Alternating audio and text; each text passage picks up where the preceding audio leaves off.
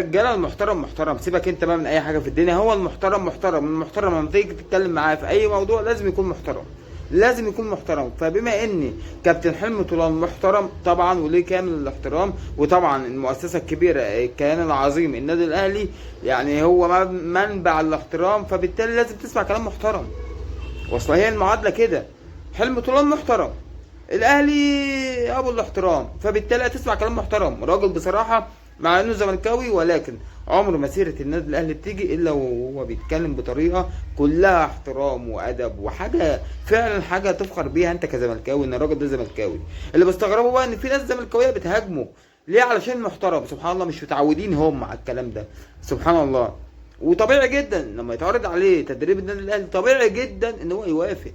ده طبيعي. قال لك احنا في عصر الاحتراف، ده كلامه هو مش كلامي. احنا في عصر الاحتراف، ومين مجنون؟ مين انا مدرب ده مجنون يتعرض عليه النادي الاهلي ويرفض؟ طب لو اتعرض عليك الزمالك يا كابتن اكيد هيرفض. ليه بقى يرفض؟ الراجل عنده اسبابه برضه. ايه هي يا باشا؟ مصر مفيش استقرار، نادي مفيهوش استقرار، فطبيعي ان هو يرفض.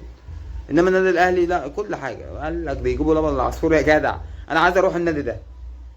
دي كامل الاحترام يا كابتن، بصراحه حاجه انا كاهلاوي افتخر بيها.